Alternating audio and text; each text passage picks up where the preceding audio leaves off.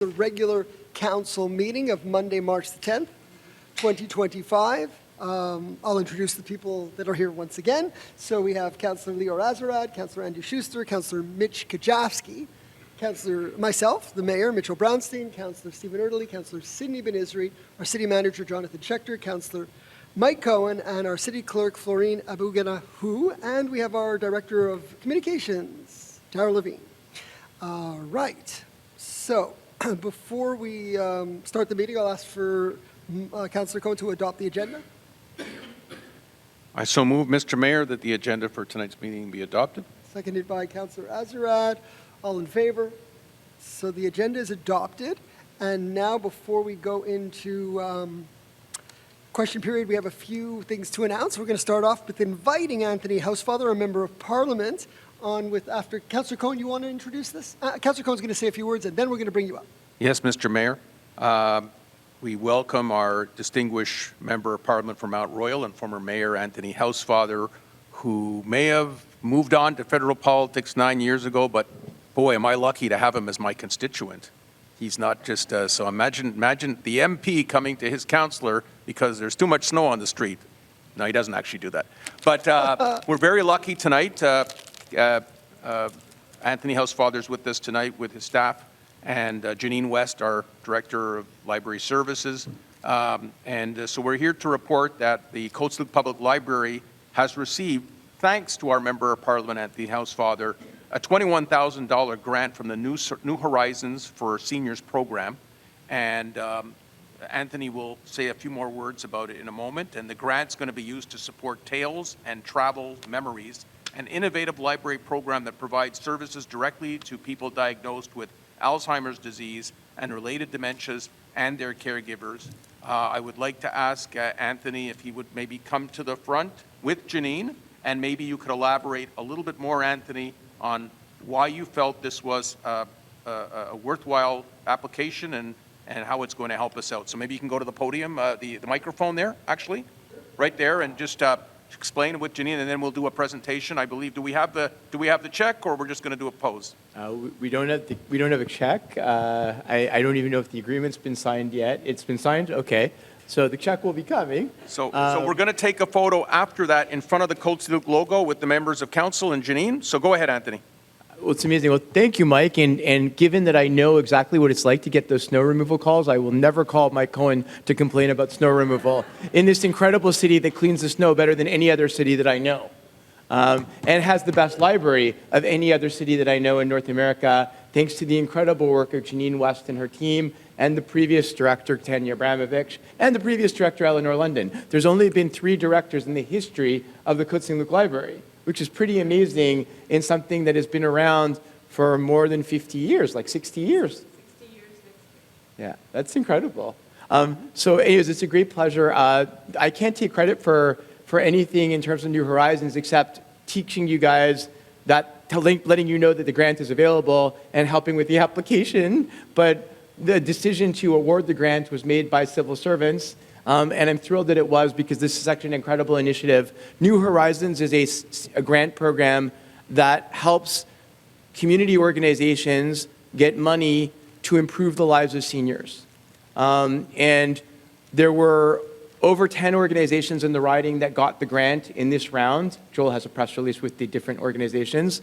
And 2 of them were tied to the City of Côte Saint-Luc. One was the Côte Saint-Luc Women's Club, and one was the City of Côte Saint-Luc for this amazing program in the library that I imagine Janine will tell you about. But the main thing is that it helps reduce the isolation of seniors. What we saw during the pandemic was if we didn't have technology, seniors would have been incredibly isolated, but we were able to get money to both the Côte Saint-Luc Men's Club and the Côte Saint-Luc Women's Club to buy technology and train their members on how to use the technology to do their meetings by Zoom and to talk to their friends and talk to their family. And this is yet another worthwhile project that the City of Côte Saint-Luc is doing. So I'll turn that over to Janine to talk about that project. Thank you. Thanks, Anthony. Okay. I am just really thrilled that we got this grant. This was a project that I first heard about probably in 2017, 2018. I had read about it in a library journal, and it was called the Tales and Travels Memory Project. And it was designed by a librarian whose husband had been diagnosed with Alzheimer's disease. And she was trying to find a way to help him. And so she designed this complete program where seniors with cognitive issues would come to the library, and they would be given a kit, a country kit. So in the kit, there would be books, let's say, about France, and there would be a video about France, and there would be little souvenirs from France, and then they would be served tea, there would be lots of discussion, and then there would be like treats. And the whole idea is to try and get seniors to remember and to be able to sort of go back, and if they've traveled to that place. So it's really to try and instigate and bring back some of those memories. And the program has had a lot of success. It's been written about in a lot of geriatric journals where they've talked about the success of the program. It's also incredibly beneficial to the caregivers because, as you know, it's extremely difficult for caregivers who are caring for somebody with dementia or Alzheimer's. And the ability to be able to go to a welcoming place and to be able to relax and sit and kind of relate and connect, not only with other caregivers, but also with the library itself. So we're really, really happy to be able to finally get this program off the ground, because I said it was something that I had first heard about probably 2018. I had done research. I had called different libraries who had implemented. COVID happened, and so that was shelved. And I always have wanted to do it. So finally, with this grant, we are able to get it off the ground. Thank you. Thank you so much, Gina. I just want to add that I was reading some of this information about the program Tales and Travel Memories, and it says, according to research study in Tales and Travel, is an effective program. Caregivers and volunteers observed increased social interaction, increased cognitive interaction, and various types of cognitive engagement, including verbalization, memory recall, reading ability, and emotional engagement, and it benefits the caregivers as well. So it's really something special. I know we have a drop-in center at the Aquatic and Community Center for individuals suffering from dementia, and this is a wonderful program that we're going to be having at the library. So we're really blessed that we're going to be able to do it. So let's do a picture, and thank you so much for. Thank you, Anthony, for the grant.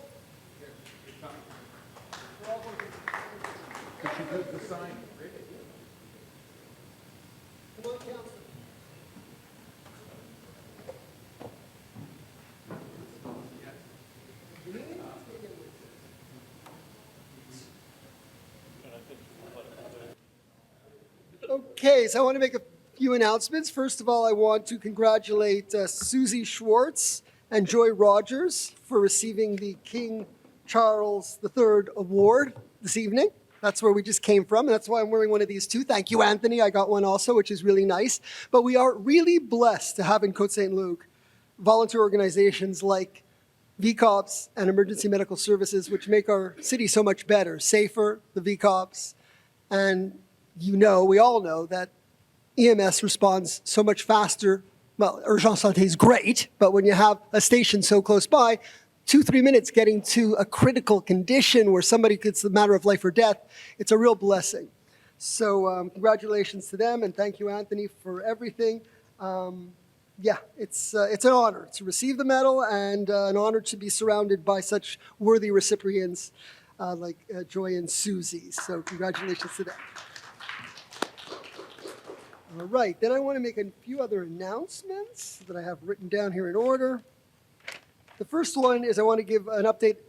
Everyone knows that we did have consultations about Hydro-Quebec, and I sent out a video, and we had meetings and many consultations and discussions, and the next step was for them to go to the BAPE. So we did agree with them that we wanted a preferred route, which is the one they're working on, and they claim to say that they want it. They just need the final CP approval, which we didn't get by the deadline to present our request for a hearing at the BAPE. So we made a presentation anyways, a request for a hearing at the BAPE, should they not be doing the preferred route, because there's the old route and the new route. The new route is much further from the homes. So if they go ahead with that route, which is what they say they're doing, there'll be no hearing for the city of Côte Saint-Luc on the issue.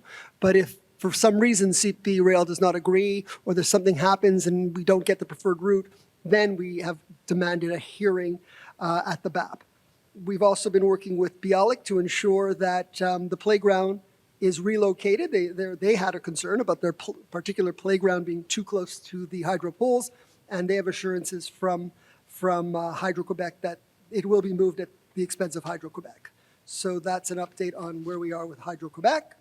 I also want to thank our, on February the 27th, we had a heavy snowstorm, and just talking about Urgence Santé and EMS, they were overloaded with calls. They had over 160 emergency calls per hour on February 27th. So they called our EMS service because they know that's what we have, and we're able to assist. And our EMS volunteers assisted in terms of anything that wasn't life-threatening and no urgent transports, but like a broken arm, somebody falls down and needs, stitches. They would take them, they took them to the hospital, and we increased the amount of cars that we had on the road that day. So in case we received any urgent calls that were life-threatening, we would still be able to get to the home faster than Urgence Santé and stabilize the patient. So another great reason to live in Côte Saint-Luc, and that we can help people in urgent situations and not so urgent situations when needed, and that we could assist, which was our greatest honor to assist Urgence Santé on that day. Okay, I also wanted to update people on the situation with respect to our efforts with respect to anti-Semitism. I attended a conference. Thank you, Anthony, for spearheading that conference with other members of Parliament. But you, I know, are one of the leaders on that issue, and it was a very great conference that was individuals participated from the federal, provincial, municipal level, as well as the police. So we all got to brainstorm and discuss issues about how we can improve the situation with respect to anti-Semitism in Canada. And we signed on to a statement, which I'm going to read now, first of all, which deals with some of the important issues, such as $10 million is going to be provided by the federal government in immediate new funding support for grassroots organizations, and to help identify and address warning signs at early stages, and help building capacity of frontline staff in various sectors, including municipal government, as well as services to better address hate and violent extremism, and investing by the federal government of $26.8 million over 4 years to support police colleges to provide training on all hate crimes, to provincial and municipal police forces, and exploring ways to accelerate implementation of this work. And there was amendments, or examining for amendments to the criminal code, such as amendments dealing with access to religious and cultural buildings, extreme forms of hate, display of terror symbols, and impediments to the investigation and prosecution of hate crimes. So considering ways to amend the criminal code to deal with these issues, and working with provinces and territories to identify ways to improve the criminal justice system's response to hate crimes, including those motivated by anti-Semitism. Now, the statement that we all signed on to, or whoever wanted to, including the City of Côte Saint-Luc, myself on behalf of the city, reads as the following. Over the last 5 years, hate-motivated crimes have been on the rise in Canada. Hate-motivated crimes targeting people from specific faiths have seen some of the fastest increase. All levels of government and law enforcement recognize that any form of hate is not acceptable. In this context, the Jewish community has experienced a 71% increase in 1 year, 2022 to 2023, of the reported religiously motivated hate crimes across the country. This includes such heinous and violent events as shooting at Jewish schools, fire bombings at synagogues and Jewish community buildings, and anti-Semitic graffiti in Jewish cemeteries. Nearly 1 in 5 of all forms of hate crimes are targeted at the Jewish community. Anti-Semitic acts are occurring on a regular basis, leaving Jewish Canadians fearing for their safety. Hate crimes have a profound impact. They affect the victims and also the communities in which they take place. They cause fear, trauma, and violence. This is why this statement of intent was endorsed by representatives of federal, provincial, territorial, and municipal governments and law enforcement agencies from across Canada at the National Forum on Combating Antisemitism held in Ottawa, Ontario on March the 6th, 2025. It represents a commitment to work together with all partners to combat all hate crimes, including those motivated by religion, with a view towards improving the safety and security of all Canadians and their communities. The statement, we the undersigned representatives of the federal, provincial, territorial, and municipal governments, as well as law enforcement agencies across Canada, recognize the urgent need to strengthen our collective efforts to combat hate crimes in all its forms, including to address the public safety threat of anti-Semitism. Anti-Semitic hate crimes represent a serious threat to Jewish Canadians, their safety and security, their ability to live, work, and raise families free from violence. These acts also pose a serious threat to the values of equality, diversity, and inclusion that are fundamental to our country. This statement affirms our collective responsibility to combat anti-Semitism and all forms of hate-motivated crimes through decisive, coordinated, and focused actions. Through this statement of intent, we reaffirm our commitment to address hate crimes that target Jewish Canadians and all Canadians, including through strengthened law enforcement and prosecution efforts. Together, we pledge to uphold the rights and safety of all Canadians, foster trust in our justice system, and build a nation where any form of hate and discrimination have no place. So that was signed by many, and great statements. And thank you, Anthony, for spearheading that initiative with others. What was the fourth one I wanted to tell people? Oh yeah, that was another great one. Do I have it over here? So we were voted, the city of Côte Saint-Luc for the second year, voted Best Responsive City Council. And I have to say that it's because we have the best responsive city staff of directors, and as I mentioned previously at another event that I was just at, since I was elected as mayor, all the directors that were there when I was elected as mayor are still there. We have some add-ons, but every single one is still there since I was elected. And most of those were working here some 15, 16, 17 years. They were trained under our former mayor, Anthony Housefather. So when I became mayor, it was easy. And by now I've done my training too, so it's really easy. So really, how do you run a good city? For sure, you run a good city with an excellent council. I'm blessed to have these councilors around me. They're all great. But we couldn't do it without our staff. So thank you to all the directors of the city of Côte Saint-Luc. You are really the ones that deserve the award for Best Responsive City Council. Thank you. Let's take a picture, Mayor Brownstein, after the meeting with Director Schechter, representing all of our staff. Absolutely. And Darryl Levine should be in it too. Yes. As our public affairs chief. For sure. So now what we're going to do now is the land acknowledgement and the rules, and then question period. Thank you.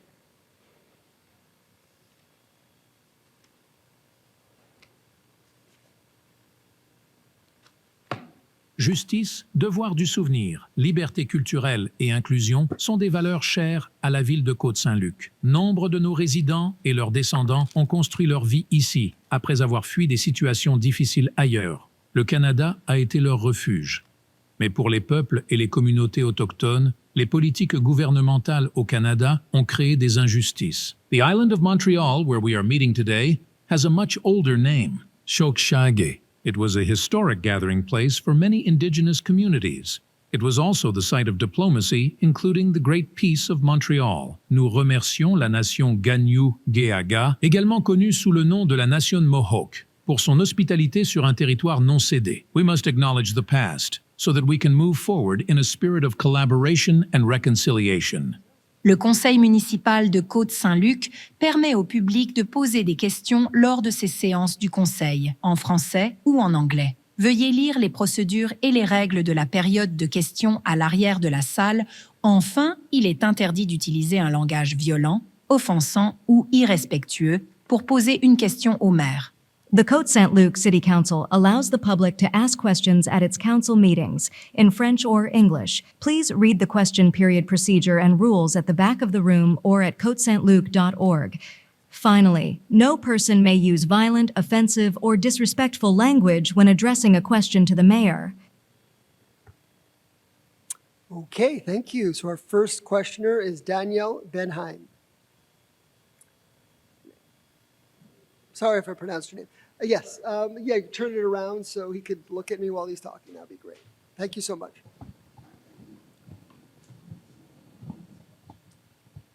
Merci à tout le monde. Bonjour à Bonsoir. tout le monde. Bienvenue. Comme vous avez dit, on est chanceux de vivre à Côte Saint-Luc. Moi, ça fait plus que 40 ans que j'habite à Côte Saint-Luc. OK. Vous m'entendez? Pas mal. Can we make it higher? Can we make it a little louder, the thing? Comme vous avez dit, Ok. on est chanceux de vivre à Côte Saint-Luc. Moi, personnellement, ça fait plus que 40 ans que j'habite à Côte Saint-Luc. Alors, je veux dire en introduction, avant de poser ma question, il y a un problème qui me dérange à Côte Saint-Luc. C'est qu'il y a un règlement qui interdit le stationnement entre 3h et 6h de la nuit.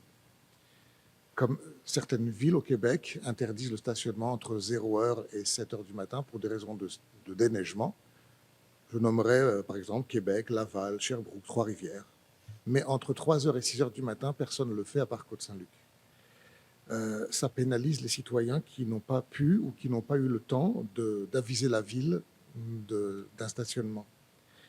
Je pense que ce règlement ne rend pas service, enfin, n'est d'aucune utilité aux citoyens et que je pense qu'en tant qu'élu, vous devriez améliorer la qualité de vie des citoyens. Au contraire, ce règlement pénalise par des contraventions les honnêtes citoyens qui désirent seulement se stationner devant chez eux ou les invités qui passent la nuit. Un exemple, mon propre fils était parti en voyage, il a reçu 3 tickets de stationnement, 3 jours d'affilée, alors qu'il était simplement stationné devant notre maison. Alors j'ai 2 questions.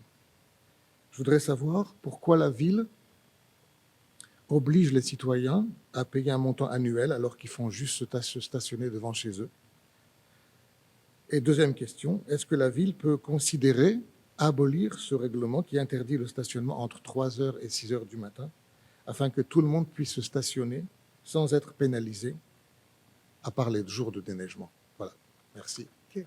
Premièrement, pour votre fils, je ne sais pas s'il était en visite parce qu'on donne des passes. Vous pouvez juste demander à la ville et on peut donner le droit de stationner devant votre maison s'il fait la demande. Non, il l'a faite et simplement il y a eu une erreur de nombre de mois. Il a payé pour l'année 10 mois au lieu de 12 mois, ce qui fait qu'il s'est retrouvé avec 3 jours de stationnement à payer. Et surtout que les montants des contraventions sont élevés maintenant. OK. So vous êtes au Alors, je me courant demande- qu'on a je me demande- cette possibilité aussi. Mais pour les heures, est-ce que quelqu'un a une explication plus détaillée pour pourquoi on a 16 heures au lieu des autres heures? Yeah, why 3 to 6? Non, la question c'est en quoi ça sert Oui, d'avoir non, de pas on pouvoir stationner la peut nuit? demander à notre directeur de sécurité. Je sais qu'on doit avoir quelques heures comme ça parce qu'on ne veut pas avoir des voitures pendant la nuit, pendant des situations si on va de la neige, il y a d'autres, on nettoyer les rues, mais pourquoi on choisit 16 heures? Je ne sais pas si ça fait une grande différence. Je pense que la plupart des personnes ne sont pas sur la rue dans leur voiture entre les heures de matin, entre 3 heures et 6 heures le matin, mais on peut étudier des autres heures. Non, c'est pas une question d'étudier des autres heures, c'est 3 heures de non-stationnement. Je vois pas en quoi ça change quelque chose. OK. Moi, il y a la question de 3 heures à 6 heures, c'est une question de sécurité, mais on est en train d'avoir des discussions de nouveaux arrangements pour les restrictions sur le stationnement dans la ville, parce qu'on maintenant on va on a déjà introduit le stationnement alternatif, alternate side parking en anglais. Alors avec ce nouveau loi ou ces nouveaux restrictions, on va penser aussi des autres restrictions et peut-être faire des ajustements. Alors, on est en train de faire des discussions. Je pense qu'on va faire les décisions de l'automne peut-être ou pendant l'été et nous pouvons vous informer quand les décisions D'accord, sont merci. OK, merci beaucoup. Yeah, he's in charge of traffic. OK. Kajawski. Annette Marciano.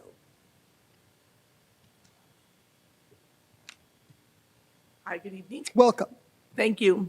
My first question is, in terms of urban planning, was there any mention of developments of where it's going from the last meeting that we've had? The development with respect to which development? So urban planning has been unfolding in one meeting to another for the past few months. Is there any mention of it tonight? Where is it at? You mean Yeah, the are we- master plan? The master The plan? master plan, yes. The master plan.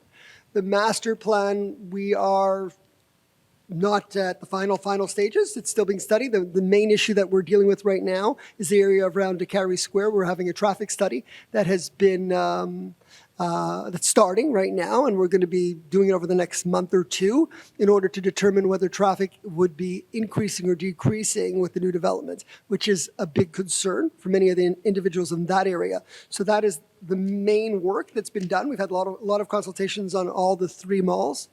As well as the other changes throughout the city in the master plan. But that is one of the biggest concerns. So we're trying to address that right now before we move to the next step. Okay, so basically, we should be expecting to hearing in upcoming meetings. Yeah, in the next couple of meetings, you're going to have the results of the traffic study and then what we're going to do next. Okay, so thank you. So thank you for that response. And my second question is, I've been a frequent goer to the Côte Saint-Luc Library for many, many years. I'm very happy about the grant of tonight. And I'm also just wanted to know, for many years, it has always been 10 to 10. The hours of the library were 10 to 10 every day of the week. And it has recently changed from 10 to 9. And on weekends, it's 10 to 6. And since I've been going to the library since over 40 years, it has never been anything other than 10 to 10 every day of the week. Could the Côte Saint-Luc City have any kind of say in recommending that we go back to the hours of 10 to 10? Many of us benefit from it. Right. Those changes, of course, any changes that were made were only for budgetary reasons. And also looking at usage and how many people are using the library at certain hours. So, of course, the hours do go down on particularly Saturday night and other times. It's still very busy. It's very busy around 9 o'clock, and it's very busy on the weekend. I'm glad that it's busy. Well, I'll have to ask that from the library director, but she endorsed the changes, and it was for budgetary reasons. But, we could always look at things as they evolve. Thank you, thank you. Thank you. Okay. Now, I don't know how to pronounce his name. So there's another person who signed the paper, but I can't read your name. Do you know who filled out a paper? Somebody else? No? No? Oh, okay. It wasn't... Really? Oh, a doctor. It's a prescription. I should have known immediately. You know why? Okay. It's because I write like a doctor, It's fine. Did you So- read that? I couldn't read that at all. I'm sorry. I figure you'd know by now. Go ahead. So good evening. I just wanted to make a follow-up statement on my question from last week, February 10th, and then could I ask a new question, make a new suggestion? So the last time I made the suggestion of a double right turn from Kildare onto Cavendish, right? And after the meeting, Councillor Erdely came up to me and he grabbed me and he says, Norm, we can't have a double right turn from Kildare onto Cavendish because pedestrians are crossing. So there is some truth in that, obviously. Right. So, I mean, of course, if nobody's crossing, it's not an issue, but there could be people crossing. So I just wanted to say is that there's 2 opportunities when Kildare makes a right onto Cavendish heading south. One is during the flashing green that Kildare gets, and the other is when Kildare has the right turn arrow when Cavendish North makes the left turn onto Kildare West, right? Now, during that arrow, when they have the arrow for the right-hand turn, there's no pedestrians crossing Cavendish. So that would be a pretty safe time to have the double right turn to help offload the traffic that's waiting on Kildare. And as I said in the morning with the 161 there, et cetera, it can be a bottleneck. So just want to say that Councillor Erdely has a point there, but I do think you can make a double right turn when Kildare gets the right turn arrow to go on to Cavendish. The other thing is to consider is to move the 161 stop a little further to the west so that people can pass the bus. A lot of times I see the 161 stop there. As soon as they stop for a few minutes, they're ahead of schedule, they don't go anywhere, and they block all the traffic. I saw that last week. It's very frustrating, not good for the environment, of course. So maybe that could be a consideration too, is to move the bus stop maybe 20 meters to the west, and people would have a lot of room to get by the bus and make the right-hand turn. There'd be no obstruction there. So Councillor Gajewski will take all of these things under advisement. As I've said in the past, it's a very tough corner, and the Bialik girl was killed at that corner many years ago, and of course people feel the light's too long, we don't have enough options to turn this way or left, and it is we took extra care to make it extra safe because of that death of, the individual. So we're trying our best, but you can take all these suggestions under advisement. So that was just a follow-up. I'd like to make a new suggestion since you're like the last one. I figured. Yeah, Mick run out of Kajowski, you want here. to say something? No, I'll wait Okay, for. go ahead. So, when is the mobility committee meeting, Mitch? Well, we actually have an ad hoc meeting on Wednesday, but just to discuss one topic. Okay. We'll definitely be meeting again in April. I'm hoping to bring up your last month's concept, maybe just in passing at this Wednesday's meeting, but Okay. maybe to have a deeper discussion on it in Okay. April. So I just want to add on to your caseload because here's another suggestion. So Cavendish and Fleet, right? You have a double left turn from Cavendish onto Fleet heading east. And if you watch the traffic flow there, after the drivers make their turn onto Fleet, sometimes they get the green light at Randall, sometimes they don't. And a lot of times they don't. And that's too bad because we obviously want to have good traffic flow that goes down Fleet. So the way you do that is you have to synchronize that double left turn from Cavendish onto Fleet with Randall and Pinedale and Netherwood and Queen Mary. The way you synchronize is that you have to send the double left turn has to be sent at the same frequency as it's being received at Randall. So you have to have the same cycle times all the way down the line from Cavendish, Randall, Pinedale, Netherwood, and Queen Mary. Now, it turns out the cycle times are 85 seconds at Randall, Pinedale, and down the line, but that's not the case at Cavendish and Fleet. The cycle time should be 85 seconds so that we can send the traffic down the line and it'll be accepted and get a green light. Sometimes it's 80 seconds, sometimes it's 95 seconds, I've timed it, but you have to meet with your traffic engineer. And if you want to have that, and I think you should, because we all want to get green lights, we don't want to pollute, we don't want to get stuck in idle angles. So you have to have the same identical cycle time at all these intersections. We had a consultant working on that, and clearly they didn't get it as well as you did because you have it all by the second. So I think we have to go back to that consultant. But do you have any updates on that? Because I do get a lot of complaints about the synchronization of the lights leaving out on Fleet from Cavendish. I'm curious why the cycle times are different, so I can ask the department that, because that's an oddity, that it would be either 75 or 90 seconds. But Well, I've timed it at 95, I've timed it at 80, but Oh. it Okay. used to be 85. the cycle times When vary. Anthony was mayor, actually, I think it was 85 seconds. That's when it was 85. So- We messed it up. We need to bring At- you back at to get it Merchant- 85 seconds. Okay, Councillor Italy. Well, I was going to add a few points.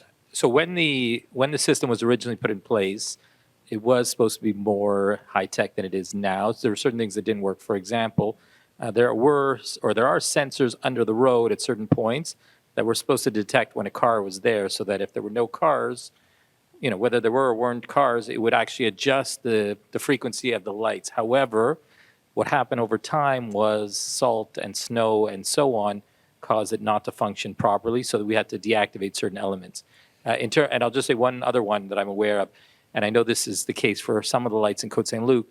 We have some lights, if you press the pedestrian button, it causes the pedestrian light to go on. If you don't press it, the pedestrian light does not. So what that means is it affects the cycle for that specific light, and what it does, to your point, is it makes them out of phase or out of sequence with the other ones. So it's an interesting point. I'll leave it, up to Councillor Kajowski with the engineering department to try to find a solution. But obviously, I guess I understand the problems that are there, but hopefully with the engineers we have and consultants, we can figure out a solution. Yeah, I know what Councillor Italy is referring to as variable cycle as opposed to a fixed cycle, right? So we would rather the lights be synchronized from Fleet and Cavendish all the way through, at least on our territory. I can't speak for Hampstead because it's their light at Queen Mary and Netherwood.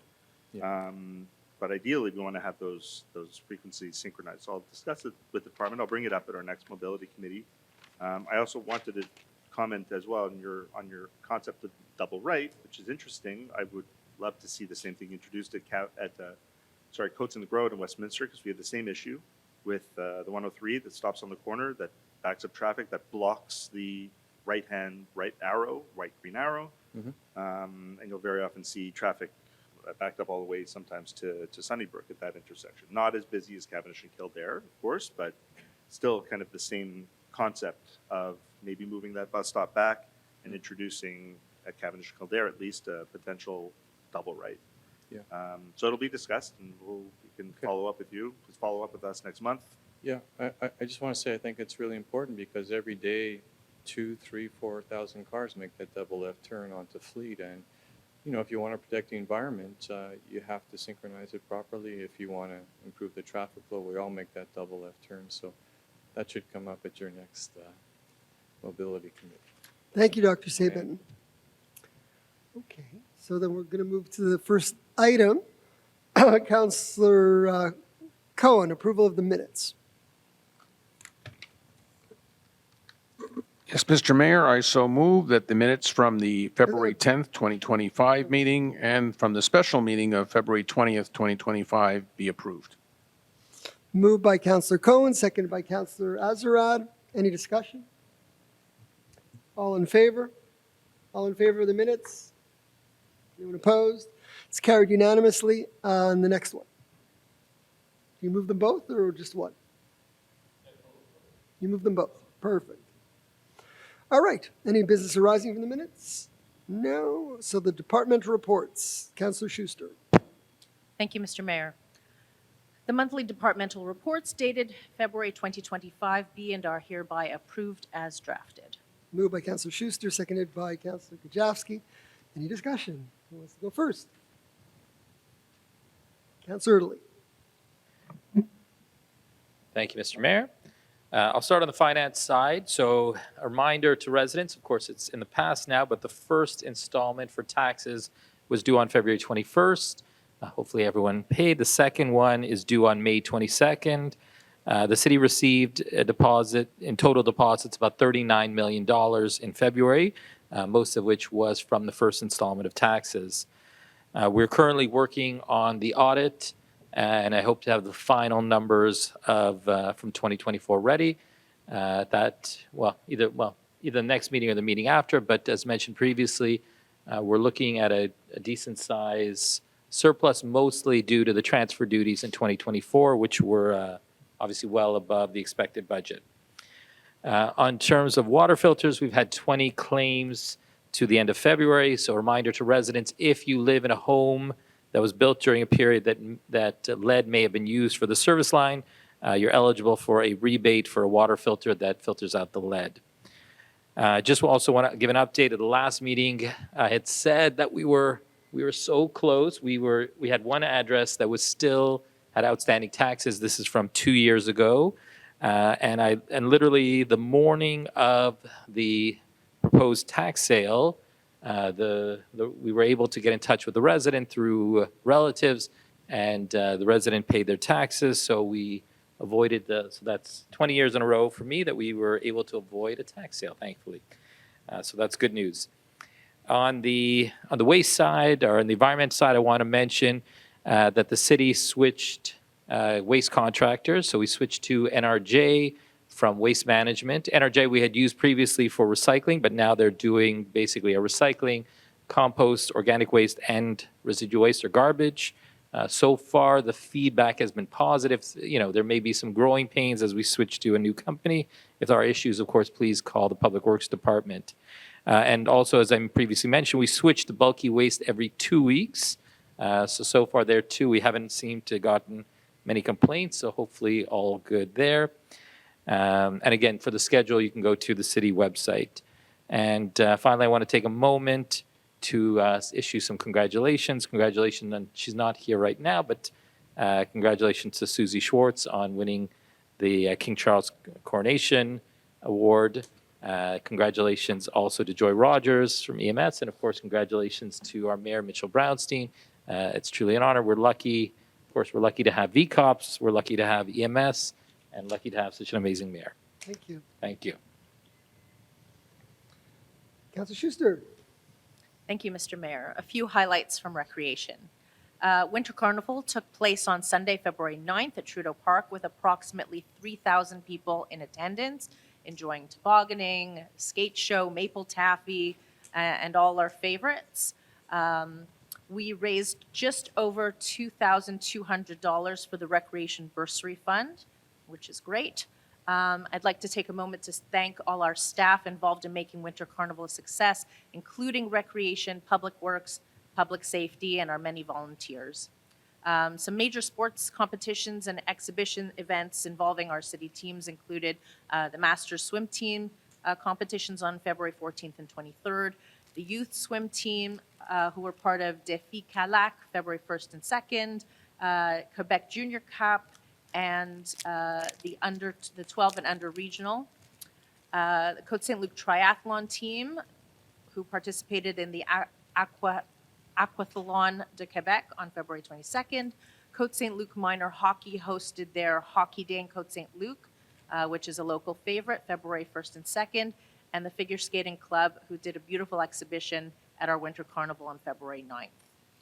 The Côte Saint-Luc Dramatic Society began their rehearsals for The Wizard of Oz on February 18th, and we will have more details as rehearsals progress and when tickets go on sale for the spring musical.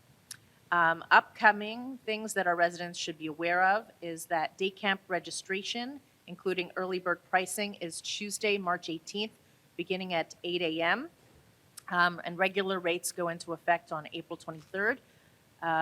Instructions for registration have been sent out by email, and you can ask our recreation staff for more details. Spring programming registration begins March 25th at 8 a.m. for residents, and you can find the Spring Summer Recreation Guide on the Côte Saint-Luc website.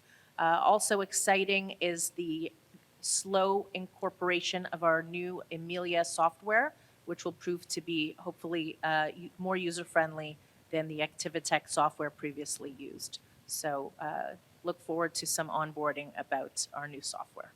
And that's it. Thank you. Thank you, Councillor Schuster. Who's next? Councillor Benizri and then Councillor Cohen. Thank you, Mr. Mayor. I just wanted to take this the opportunity. I think you mentioned it about the snow removal.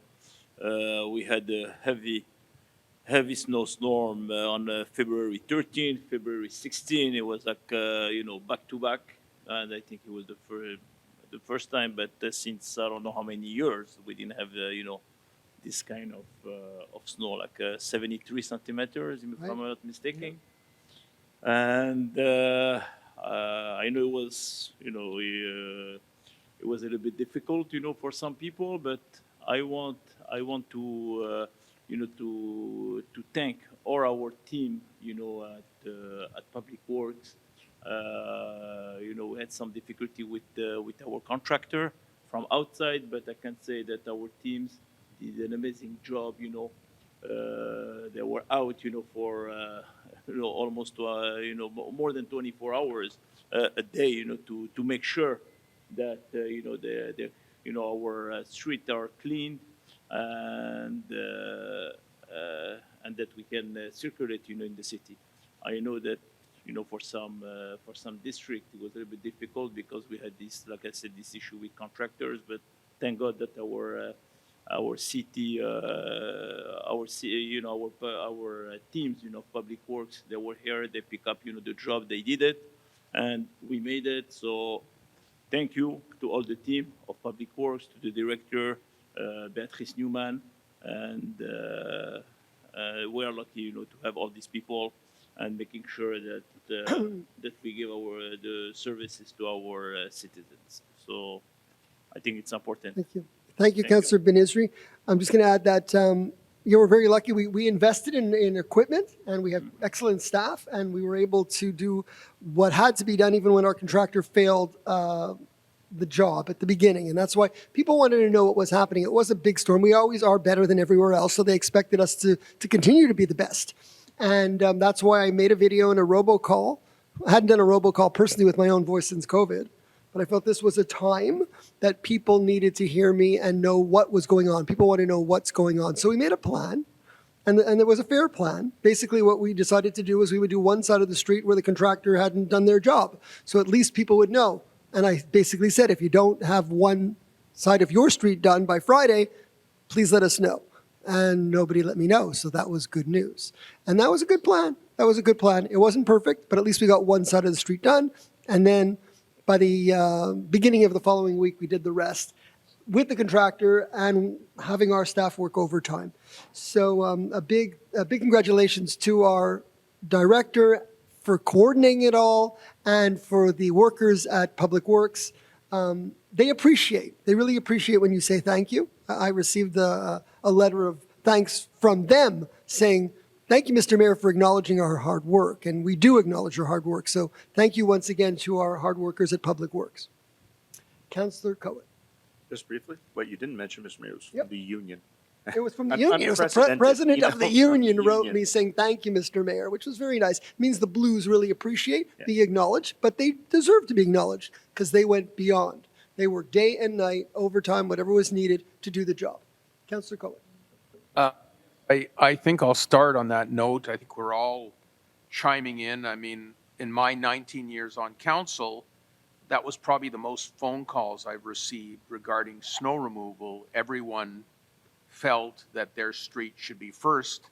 And I understand how frustrated they are. My own street where I lived was very difficult to navigate. And like you, Mr. Mayor, I am doing a lot of stuff on video now. As everyone knows, I'm using Instagram a lot for purposes, and I went in front of the snow dump and I did an Instagram video, and I did one on the streets as well. And it's been, I think it's been helpful to show it to people, not just to say it over the phone. And we had one particular street, Ilan Ramon, which was, my gosh, I went there myself. I know you went there with the First Lady and checked it out as well. I know that from my We did. I know that from my constituents. They told me the mayor and his wife were on the street as well, so you were patrolling. And I did patrol my district, and I drove up and down most streets. And it was, Ilan Ramon, I've never seen anything like it. And it was very hard for Public Works to even get onto that street. And also, we had the problem with the subcontractor, which was overwhelmed. But to their credit, after many calls I received from people on Ilan Ramon, people who wouldn't take no for an answer, I went there myself. I felt for them. There was no way they could get out. And Public Works put their own people, and they went to the street. They cleared it enough so everyone can get out of their driveway, and they were very appreciative. The snow dump was something. One of the Instagram videos I posted was of all the tractors, and I put music to it, and it looked like they were doing ballet. Like it was like 6 or 8 tractors going up and down. That's going to take a lot of chopping that hill to break up. I know we do it every year, but my gosh, I don't know what it's going to look like. We'll have to see. Maybe Mark Carney can come to Côte Saint-Luc and climb on top of the mountain and make a speech. We'll see. So I wanted to report that Charlotte Smith is our Business of the Month. Charlotte is a Côte Saint-Luc resident, a constituent of Councillor Azarad, and she has a dog walking and pet sitting service. And I went for a couple of dog walks with her and did a video, and you'll see it. I don't know if Director Levine, if it's been posted yet to the website, but it should be soon. Our Business of the Month. You can read more about her. Terrific. So we're always looking for ideas for Business of the Month, and she's the Business of the Month for March. There's another Business of the Month, which is Joanne Meyer, who does an audiologist. And not only did I go to give her Business of the Month for February, but she asked me if I wanted to have a hearing test. And so I got a hearing test. It doesn't cost any money. It's free. And I don't need a hearing aid. That's what she told me. Okay. But she said, come back in 2 years. So we'll see what my situation is like in 2 years. Okay. You know, I am 62, so I got to get it checked out. The project that I'm doing with my student interns, 2 of them are going very well. We have a real estate project, and Noah Hoffman is leading that charge. He's only in grade 9, and I'm overwhelmed by the quality of work this young man is doing.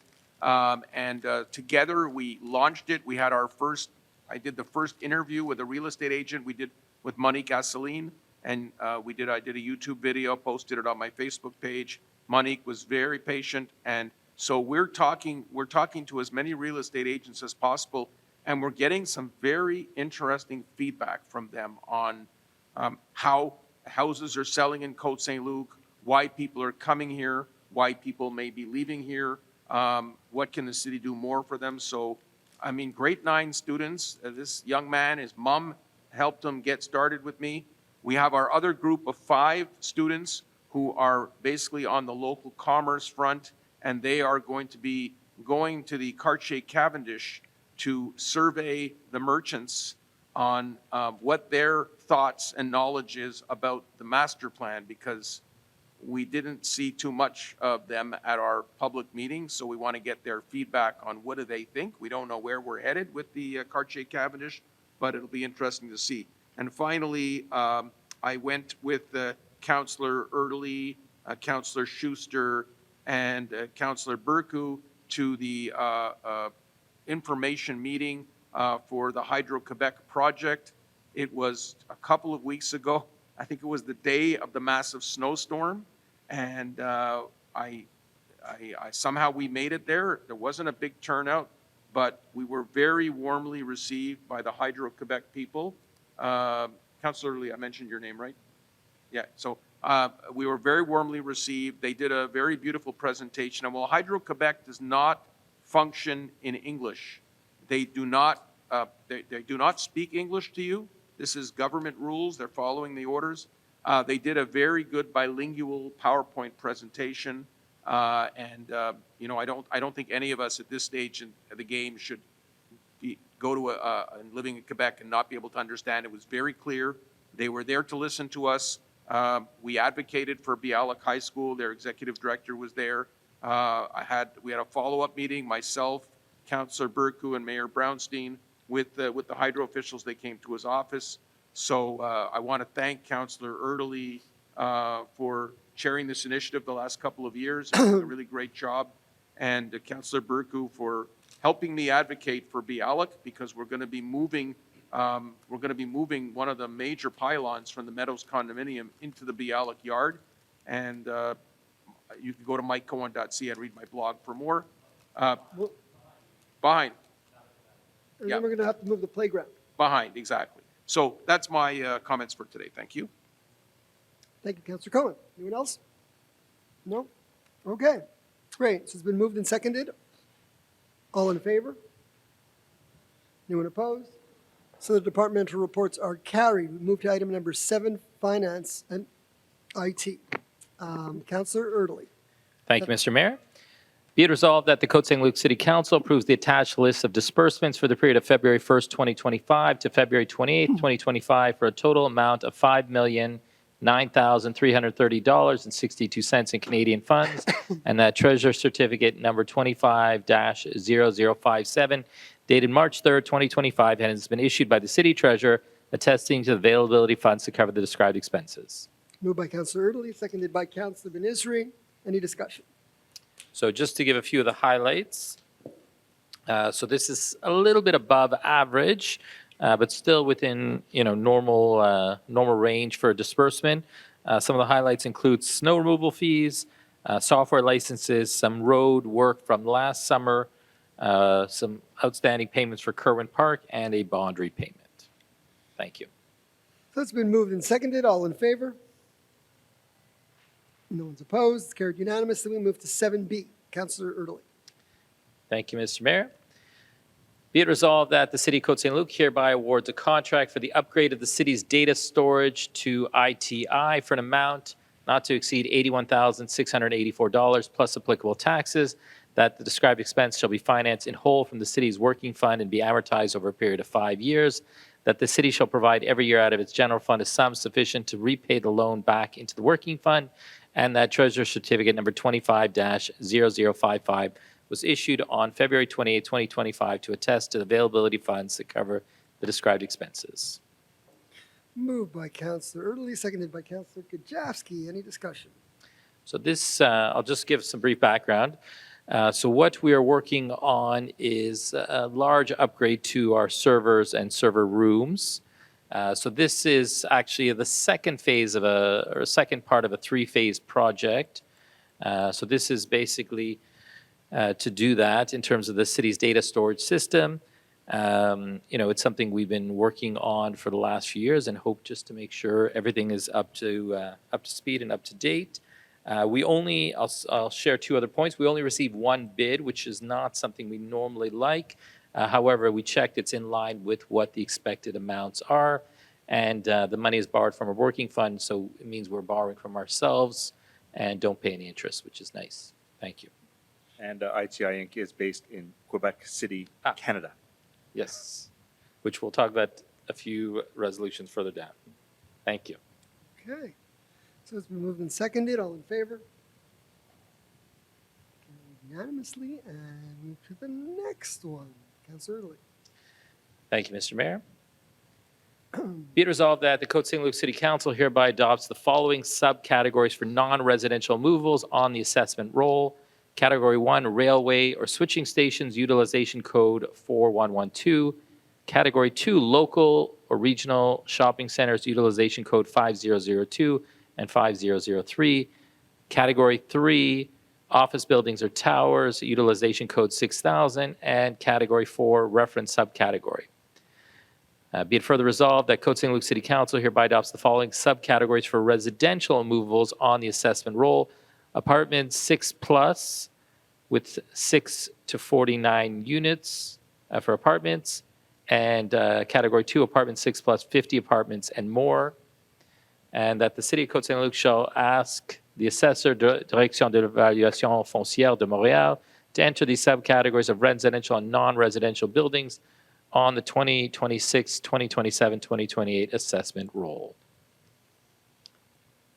So it's been moved and seconded by Councillor Azarad. So I'll just explain briefly. So first, the first portion mentioned in terms of non-residential subcategories, these have existed already since the previous roll. What is new is actually we're creating a subcategory for within the apartments. So previously, all the apartments were grouped into one. So this is allowing us to create two different categories there. One for smaller apartment buildings, which are of 6 to 49 units, and one for apartment buildings that have 50 apartments or 50 units and more. So this is something new that we're allowed to do. Other cities are exploring different categories as well. And I'll just add, the reason we chose this was we did analysis on the previous roll and found that there was a significant difference in terms of the increases for the smaller versus larger apartment buildings. And this allows us to cater the tax rates basically to penalize less those that have a significant increase. Thank you. Okay. So it's been moved and seconded. All in favor? Anyone opposed? Carried unanimously. And now we move to a notice of motion tabling. Councillor Kajowski. D. Thank you, Mr. Mayor. I hereby give notice of motion that bylaw 2652 to be entitled Bylaw Instituting a Financial Assistance Program for the Purchase of Reusable Diapers and Sustainable Menstrual Products will be presented at a later meeting for adoption. I'll mention as well the object and scope of Bylaw 2652 to be entitled Bylaw Instituting a Financial Assistance Program for the Purchase of Reusable Diapers and Sustainable Menstrual Products. I will table as well draft Bylaw 2652. Okay, so it's been moved and tabled. Anything you want to explain about that? Or? Yeah, so this is just it's a small pilot project. We had discussed it prior to this meeting. It's $5,000 total, so 100 potential grants at $50 each, really to encourage our residents to purchase reusable products as often as possible. So it's a lesson in education as to how much waste we produce with these products, and hopefully it'll be well used. It'll be an education, and it's something that we'll use to analyze further data going forward if we can potentially use something like this to reduce the tonnage of waste produced by the city on an annual basis. So a little thing, a little education, and we'll see how this goes for this year. Okay, thank you. So now we have two tablings, 7E and F, which are done by our city clerk. So city clerk, thank you. So I hereby confirm the tabling of the list of reimbursement of councillors' research and support expenses for 2024 at tonight's meetings. and also the tabling of the Treasurer activity report concerning election activities for the 2024 fiscal year at tonight's meeting. Okay. So both were done. So those are the two tablings. How do you know that? So E and F were both done? Okay, thank you. Item number 8, Councillor Erdely. Thank you, Mr. Mayor. Be it resolved that the preamble of this resolution, including the definition contained therein, shall form an integral part of this resolution as if cited herein at length. That the Côte Saint-Luc City Council hereby ratifies the filing of proceedings. That the council also hereby accepts a settlement regarding court docket number 500-22-287540259 for the amount of $6,191.41, including capital, interest, and costs, and that city manager or the director of legal services or the city's general counsel are hereby authorized to sign any document giving effect to the foregoing. Moved by Councillor Erdely, seconded by Councillor Azarad. Any discussion? So I'll give a brief background. So in November of 2024, there was a single car accident at the corner of Mackle and Melling, and basically the car, or the driver, damaged a tree belonging to the city. With public security's help, we were able to track down and figure out who the driver was and go after their insurance company in terms of the replacement cost of the tree. But I would say not just the replacement cost, we actually went after the damage or the cost of the tree given the amount of oxygen and canopy effect and so on, because keep in mind, replacing a mature tree with a new tree, it takes years and years for it to have the same effect. So I just take a moment to thank the legal department, our city manager, and thank our horticulturalists as well for I'm looking at a lot of paperwork that was involved in this claim. I'm not sure how many pages, but a significant amount. But in the end, we were able to settle with the insurance company. And of course, this will go to help purchase many new trees for the city. So thank you. It's been moved and seconded. All in favor? Carried unanimously. We go to item 9, Human Resources. 9A, Councillor Benizri. 9A.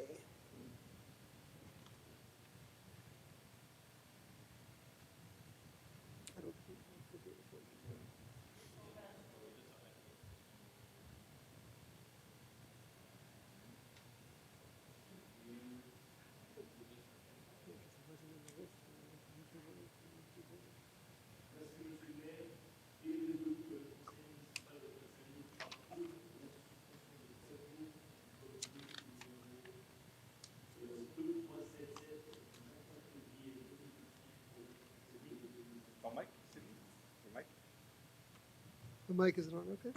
No, this one doesn't work. Okay. I'm gonna... OK, alors je vais reprendre la résolution. Est résolu que le conseil municipal de Côte Saint-Luc approuve la suspension de 4 jours du code bleu numéro 2377 du 24 février 2025 au 27 février 2025 inclusivement. OK, proposé pour le conseiller Benizri, appuyé par le conseiller Schuster. Est-ce qu'il y a des discussions? C'est suspension. It's Yeah. private. Okay, it's Human Resources. So moved and seconded, all in favor. Carried unanimously, and now we move to item B. Councillor Schuster. Thank you, Mr. Mayor.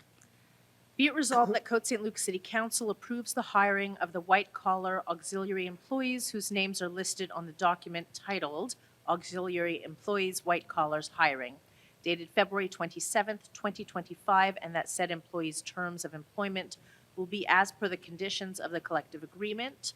That Treasurer's Certificate number 25-0052, dated February 28th, 2025, has been issued by the City Treasurer, attesting to the availability of funds to cover the above described expenses.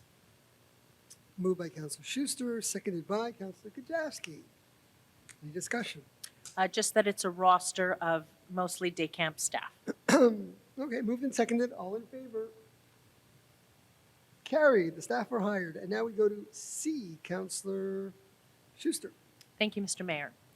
Be it resolved that Côte Saint-Luc City Council approves the hiring of Sarah Houle as Recreation Coordinator, Rentals, full-time permanent position, effective March 3rd, 2025. The Treasurer's Certificate Number 25-0053, dated February 28th, 2025, has been issued by the City Treasurer, attesting to the availability of funds to cover the above-described expenses. Thank you. Moved by Councillor Schuster, seconded by Councillor Erdely, I believe. But Councillor Kajavsky. Any discussion? Just a comment that Sarah Houle has been a successful employee in recreation, and we're thrilled to have her back in this new position. Excellent. Moved and seconded, all in favor? Carried unanimously. And now we move to item D. Councillor Kajavsky. Hiring of a building inspector. Thank you, Mr. Mayor. Be it resolved that the Côte Saint-Luc City Council approves the hiring of Cody Braithwaite as a building inspector, full-time auxiliary position, effective January 7th, 2025. That Treasurer Certificate Number 25-0051, dated February 28th, 2025, has been issued by the City Treasurer, attesting to the availability of funds to cover the above-described expenses. Moved by Councillor Kajavsky, seconded by Councillor Benizri. Any discussion? Very happy, good, great, excellent addition to the urban planning staff. Very much needed. And I have it on good authority from the director that that things are really moving along with the department in a very efficient way since Cody started. So Terrific. very good news. So it's been moved and seconded. All in favor? Carried unanimously, and we move to legal services. Item number 10A, Councillor Erdely. Thank you, Mr. Mayor. Maybe I'll read maybe one or two of the whereases just so it'll make sense. Whereas legal services recommend accepting a proposal from Douglas Consultants and Olivier Lantier, resulting in the following financial contributions from each party based on a total settlement amount of $302,518.16, including taxes. Douglas Consultants and Olivier Lantier, $80,000, including taxes. Entreprise Samuel Veilleux, $111,259.30, including taxes. And the City of Côte Saint-Luc, $111,259.30, including taxes. Therefore, be it resolved that the Côte Saint-Luc City Council hereby approves the settlement offer from Douglas and Lantier and authorizes the city to cover the remaining $111,259.30, including taxes, to meet the full payment obligation, and that the council authorizes the city clerk to sign all necessary documents to formalize the agreement on behalf of the city. Moved by Councillor Erdely and seconded by Councillor Azarad. Any discussion? So I'll give a brief summary. So in 2017, the city awarded a contract for a fence, a 40-foot fence on the South Diamond at Kirwan Park, Diamond number 2. The cost is about $230 some odd $1,000. What we saw after a short period of time, and I guess it was 3 years later in 2020, that some of the posts started to incline. And of course, this got worse over time. Basically, a lawsuit was filed, and in the end, the cost was split 3 ways, or roughly 3 ways, including partly by the city, but partly by the contractor, and partly by the consultant as well. And the hope is to have this resolved as soon as possible. Thank you. Thank you. So it's been moved and seconded. All in favor? Great. Carried unanimously. So now councillors get to rest a bit because we have items 10, B, C, D, E, F, and G that our city clerk, Florine Agboniwe, is going to present. Merci, Monsieur le maire. Donc, je fais le dépôt du certificat du greffier relativement à la procédure d'enregistrement des personnes habiles à voter sur le règlement d'emprunt numéro 2645. Et suite à la procédure qui a été dûment convoquée et tenue du 10 février 2025 au 13 février 2025 concernant le règlement 2645, autorisant un emprunt de $4 787 200, y compris les frais professionnels, pour le resurfaçage de rues et la réfection de divers trottoirs appartenant à la ville de Côte Saint-Luc. Le nombre de personnes habiles à voter sur le règlement est de 23 051. Le nombre de signatures des personnes habiles à voter pour qu'un scrutin référendaire soit tenu est de 2316. Et le nombre de personnes habiles à voter qui ont enregistré les mentions qui les concernent est de 0. Par conséquent, le règlement numéro 2645 est réputé approuvé par les personnes habiles à voter. Ensuite, pour le règlement numéro 2646, suite à la procédure d'enregistrement dûment convoquée et tenue du 10 février 2025 au 13 février 2025 concernant le règlement 2646 autorisant un emprunt de 483 000 $, y compris les frais professionnels pour l'achat et l'installation de conduits et de fils électriques, pour les lumières de rue à divers endroits sur le territoire de la ville de Côte Saint-Luc. Le nombre de personnes habiles à voter sur le règlement est de 23 051. Le nombre de signatures des personnes habiles à voter pour qu'un scrutin référendaire soit tenu est de 2316 et le nombre de personnes habiles à voter qui ont enregistré les mentions qui les concernent est de 0. Par conséquent, le règlement numéro 2646 est réputé approuvé par les personnes habiles à voter. Pour le règlement d'emprunt numéro 2647, suite à la procédure d'enregistrement dûment convoquée et tenue du 10 février 2025 au 13 février 2025 concernant le règlement 2647 autorisant un emprunt de 739 500 $, y compris les frais professionnels pour des travaux de rénovation extérieure à l'hôtel de ville et à la bibliothèque, le nombre de personnes habiles à voter sur le règlement est de 23 051. Le nombre de signatures des personnes habiles à voter pour qu'un scrutin référendaire soit tenu est de 2316 et le nombre de personnes habiles à voter qui ont enregistré les mentions qui les concernent est de 0. Par conséquent, le règlement 2647 est réputé approuvé par les personnes habiles à voter. Ensuite, pour le règlement d'emprunt numéro 2648, suite à la procédure d'enregistrement dûment convoquée et tenue du 10 février 2025 au 13 février 2025, concernant le règlement 2648 autorisant un emprunt de 606 300 $, y compris les frais professionnels pour l'achat et l'installation d'un panneau électrique dans le garage des travaux publics, le nombre de personnes habiles à voter sur le règlement est de 23 051. Le nombre de signatures des personnes habiles à voter pour qu'un scrutin référendaire soit tenu est de 2316. Et le nombre de personnes habiles à voter qui ont enregistré les mentions qui les concernent est de 0. Par conséquent, le règlement numéro 2648 est réputé approuvé par les personnes habiles à voter. Pour le règlement d'emprunt numéro 2649, suite à la procédure d'enregistrement dûment convoquée et tenue du 10 février au 13 février 2025, concernant le règlement 2641 autorisant un emprunt de 455 000 $ pour l'achat de véhicules et d'équipements. Le nombre de personnes habiles à voter sur le règlement est de 23 051. Le nombre de signatures des personnes habiles à voter pour qu'un scrutin référendaire soit tenu est de 2316 et le nombre de personnes habiles à voter qui ont enregistré les mentions qui les concernent est de 0. Par conséquent, le règlement numéro 2649 est réputé approuvé par les personnes habiles à voter.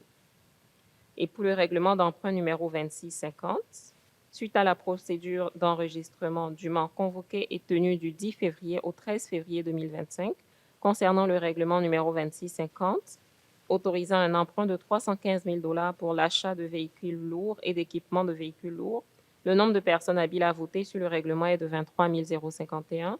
Le nombre de signatures des personnes habiles à voter pour qu'un scrutin référendaire soit tenu est de 2316. Et le nombre de personnes habiles à voter qui ont enregistré les mentions qui les concernent est de 0. Par conséquent, le règlement numéro 2650 est réputé approuvé par les personnes habiles à voter. Merci.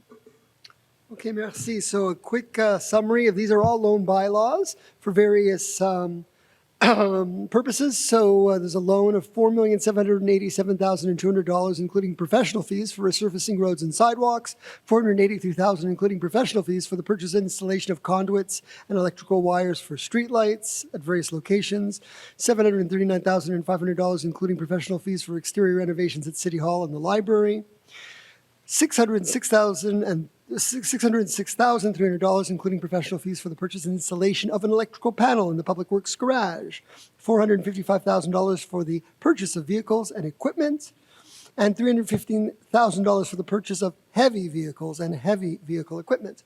And that's what all those tablings are about. So that being done, we're going to move to the next item, which is item 11, Purchasing and General Counsel. Councillor Erdely. Thank you, Mr. Mayor. Be it resolved that bylaw 2599-1, entitled Bylaw 2599-1, amending bylaw 2599 concerning contract management, be and is hereby adopted. Moved by Councillor Early and seconded by Councillor Azarad. Any discussion? So I'll just explain briefly. So this is an amendment to the previous bylaw.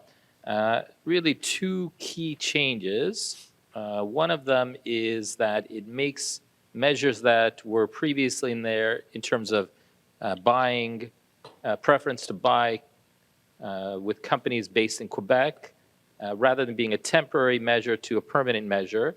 And the second major change is that it actually expands from just Quebec goods to goods from companies across Canada, which is actually a nice addition. One of the things I know that we're working on is to try to buy locally as much as possible. In Quebec, obviously, generally there's a preference to buy in Quebec, but it's not always possible. So the goal would be to buy from a Canadian company. And obviously, if no Quebec or Canadian company is available, then yes, we'll buy from a company outside. And I'll just mention there is already within the bylaw a clause that gives preference to companies that are based in Côte Saint-Luc. We try to buy locally as well. Now, it happens sometimes there are additional costs, but of course, the goal is to help and support the local economy as much as possible. So those are the key changes. And I'll let Councillor Azarad say a few words if he'd like to as well. Thank you. Thank you, Councillor Lee. So just some clarifications for the residents, because we're passing this bylaw because the Quebec government is requiring us to do so.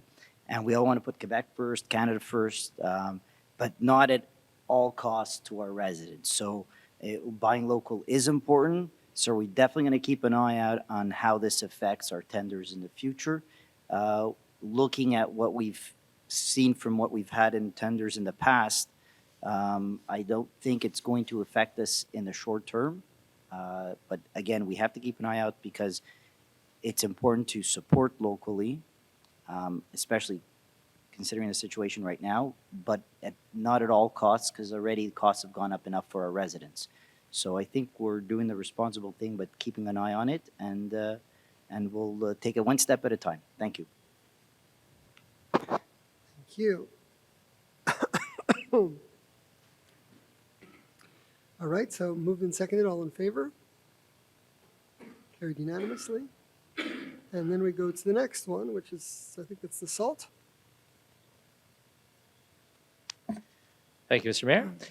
Be it resolved that the Côte Saint-Luc City Council hereby approves joining the City of Montreal's group tender for the supply and delivery of road salt for the 25-26 winter season, that the city entrusts the City of Montreal with the mandate to prepare on its behalf and on behalf of other interested municipalities the group tender documents and to act as the contract coordinator, I should say, that Maître Andrea Sharon, General Counsel, and or Mrs.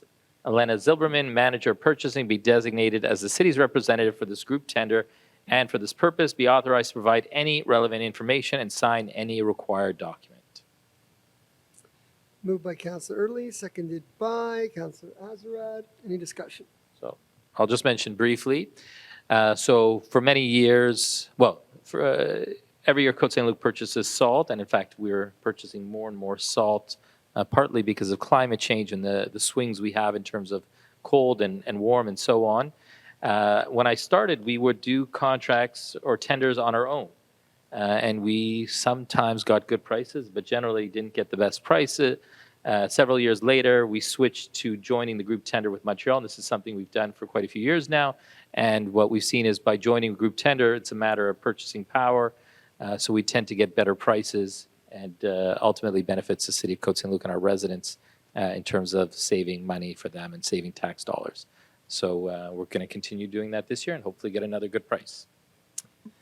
Okay, so great. It's been moved and seconded. All in favor? Carried unanimously. We move to recreation. 12A, Councillor Kajafsky. Thank you, Mr. Mayor. Be it resolved that the Côte Saint-Luc City Council hereby awards a contract for the ACC indoor pool LED lights conversion to Lumen, division of Sonopar Canada Inc. for an amount of $32,674.50 plus applicable taxes, that the described expenses shall be financed in whole from the city's working fund and not be amortized over a period of 5 years, that the city shall provide every year out of its general fund a sum sufficient to repay the loan back into the working fund, that Treasurer's Certificate number 25-0054 dated February 28, 2025, has been issued by the city treasurer attesting to the availability of funds to cover the described expenses. Moved by Councillor Gajewski, seconded by Councillor Schuster. Any discussion? Well, thanks, Councilor Schuster, for letting me present this one. It's dear to my heart and pushing forward for quite a while. We have issues with the fixtures currently at the ACC indoor pool and the recreational pool. There's some corrosion. There's heat being given off by the fixtures. So this is something that will basically pay for itself in a couple of years with reduced electricity consumption, as well as a better quality light, and we'll be able to adjust the color temperature. It's going to really improve the indoor pool at the aquatic center. So it's been moved and seconded. All in favor? Carried unanimously. We move to the next item. C, Councillor Schuster. Thank you, Mr. Mayor. Be it resolved that Côte Saint-Luc City Council hereby approves and ratifies the agreement with the City of Montreal in regard for the Alliance for Solidarity Program and the Quebec Social Initiatives Fund, that the financial assistance allotted to the city will be in the amount of $80,193 per year for a total of $320,772 for the duration of the agreement, that the city's general council be hereby authorized to sign on behalf of the city the above-mentioned agreement with the City of Montreal. Moved by Councillor Schuster and seconded by Councillor whoever wants. Gajewski. I think it was, okay, it's great. Gajewski, there you go. Any discussion? Just a brief explanation that this is a granting system that enables us to cover some costs for the Singerman Park camp. Super. Moved and seconded. All in favor? Carried unanimously. And now we move to the next item, which is C. Councillor Schuster. Yeah. Be it resolved that Côte Saint-Luc City Council hereby ratifies the contract awarded to Belfort Montreal Inc. for emergency cleanup and repair services rendered after the flood that occurred in the recreation building in August 2024 for an amount of up to $232,091.97 plus applicable taxes, that Treasurer's Certificate number 25-0056 dated March 3rd, 2025 has been issued by the City Treasurer attesting to the availability of funds to cover the described expenses. Moved by Councillor Schuster, seconded by, Councilor Cohen. what do I have with that? Councillor Azarad. Great. Any discussion? Go for it. I think the resolution's self-explanatory. Moved and seconded. All in favor? Carried unanimously, and we move to urban development. And Councillor Kajewski for A, B, and C. Go for it. Thank you, Mr. Mayor. One moment here.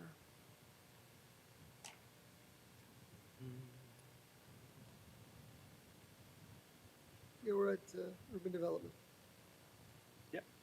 13A, yes. Yep. I don't know, page for some reason. 305. All right. Be it resolved that the Côte Saint-Luc City Council hereby awards a contract to Limoges et Fils Terrassement for the installation of new splash pad valve cabinet in the McDowell Park Chalet for an amount of $53,352 plus applicable taxes. That the amount mentioned above shall be financed from the city's unrestricted surplus account. That Treasurer's Certificate number 25-0046 dated February 18th, 2025 has been issued by the City Treasurer attesting to the availability of funds to cover the described expenses. Moved by Councillor Kajewski, seconded by Councillor Schuster. Any discussion? It's also self-explanatory. It's for a new valve for the splash pad at McDowell Park. Moved and seconded. All in favor?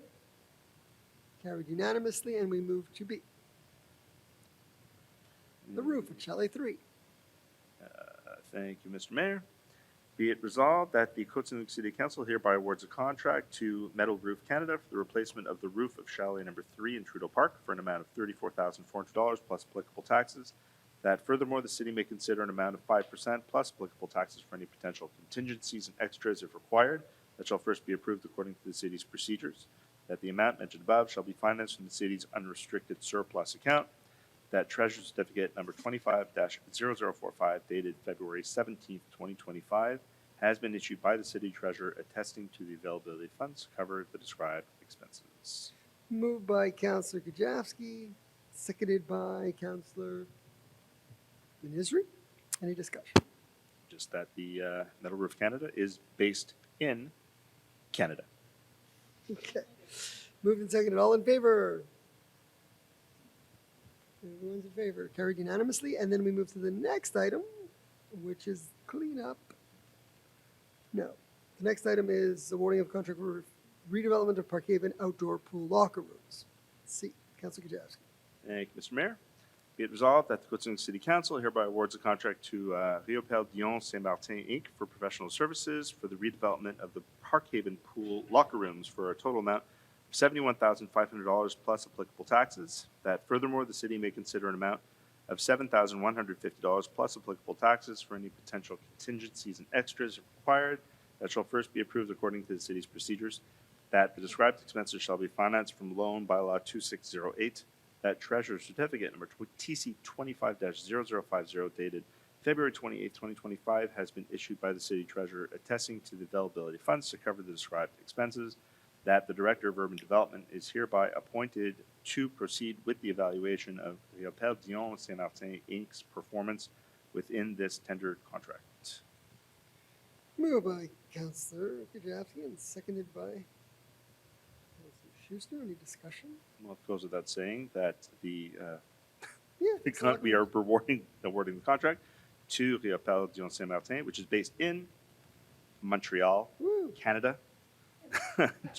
And we had a good number of bids for this as well. There were seven companies that bid for the contract. So that's always nice to see that our tenders attract a nice amount of bids. So moved and seconded. All in favor? No one's opposed. Carried unanimously. We go to 14A. Councillor Kajewski. Thank you, Mr. Mayor. Retaining deposits regarding sums for planting of new trees. Be it resolved that the preamble of the resolution shall form an integral part thereof, as if cited hereinafter at length, that the Côte Saint-Luc City Council hereby authorizes the retention of outstanding deposits for an amount of $11,000 as per Annex A attached hereto, that the Côte Saint-Luc City Council allocates the retained amount of $11,000 to the planting of new trees in the city. Okay, so that's been moved by Councillor Kajewski and seconded by Councillor Azarad. Any discussion? So this goes back quite a while, 10 years, more than 10 years. So these are 20 years, some of them. So these are old deposits that were made over the last 20 years or so that have accumulated to $11,000 for the planting of trees. So now we're taking that $11,000 that, it's probably a long time coming, and we're going to use it to... So, the music plan. So we're going to use that $11,000 to plant a whole bunch of new trees in the city. Okay, so it's moved and seconded. All in favor? Carried unanimously. And now we get to see some pictures on the screen. We're starting with 6609 Nice. Councillor Kajewski. Thank you, Mr. Mayor. Or Nice. Nice or we're not sure. Nice. Nice or nice? Nice. I think nice. Oh, we see a wall. That's okay.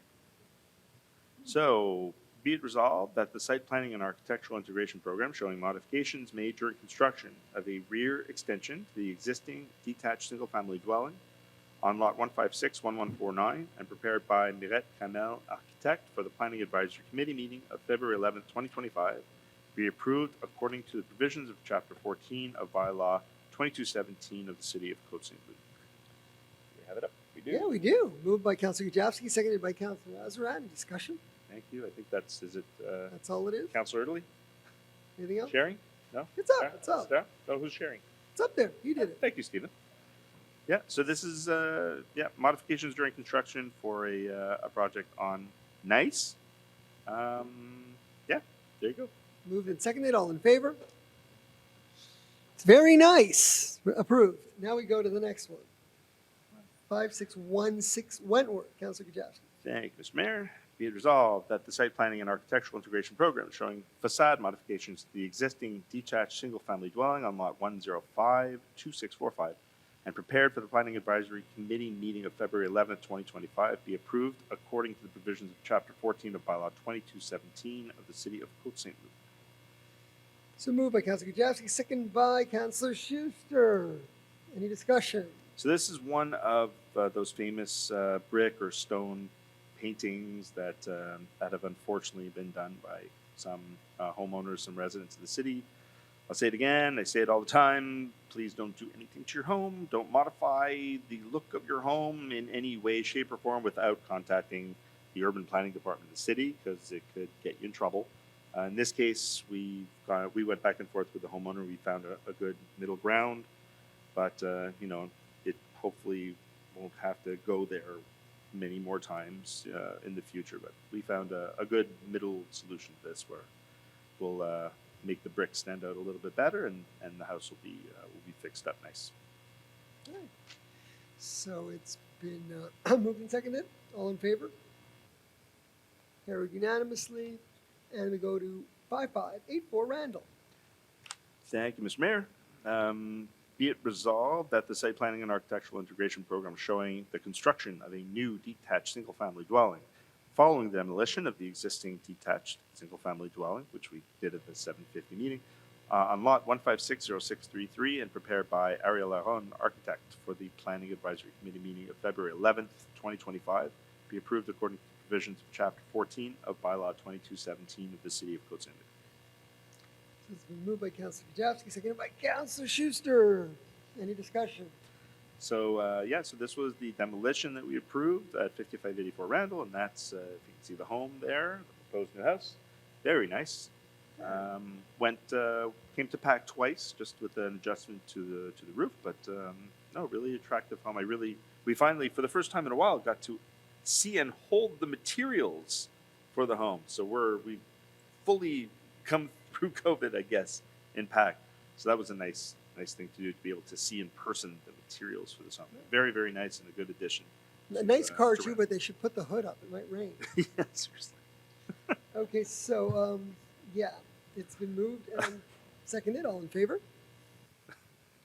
Carried unanimously. And now we go to 5575 Borden. Thank you, Mr. Mayor.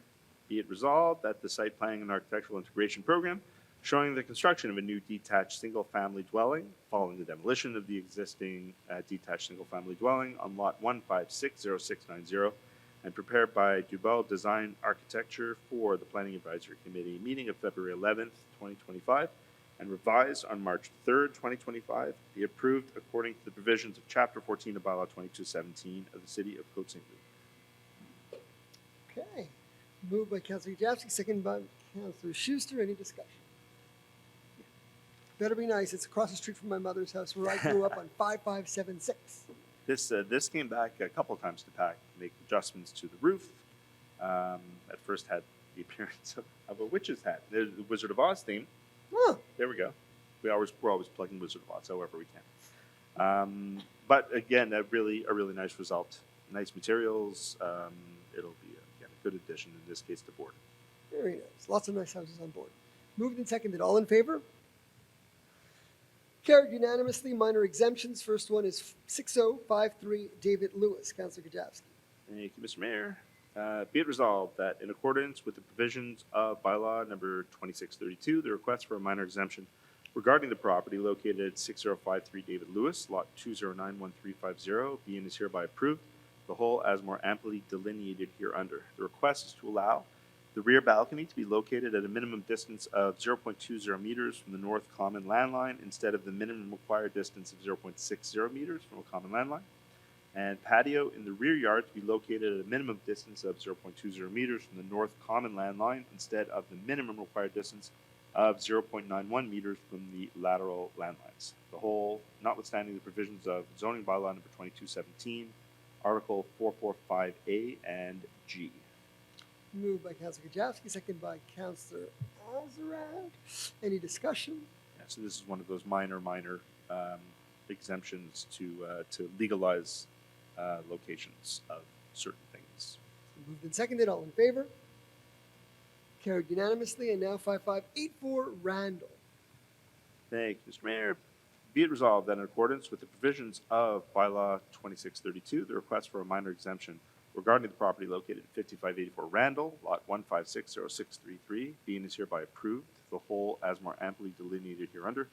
The request is to allow the construction of a new single-family dwelling with a maximum building height of 33 feet 9 inches instead of the maximum permitted building height of approximately 30 feet measured from the city sidewalk as per zoning bylaw 2217, which states that the maximum authorized height of any building in the concerned zone shall be neither inferior nor superior by more than 25% in relation to the average height of the neighboring buildings located at less than 30 meters on the same side of the street, with a pathway in the front yard with a maximum width of 7 feet 9 inches instead of the maximum permitted width of 4 feet, the whole notwithstanding the provisions of zoning bylaw number 2217, Article 1411-4, and Article 445H.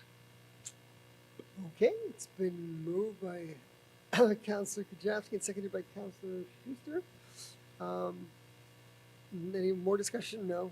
It's just Yeah, minor well, this exemption. was, yeah, Minor it's just exemptions. building height, but it's kind of more in line with our new bylaw, or what will be soon our enforced new bylaw. Okay.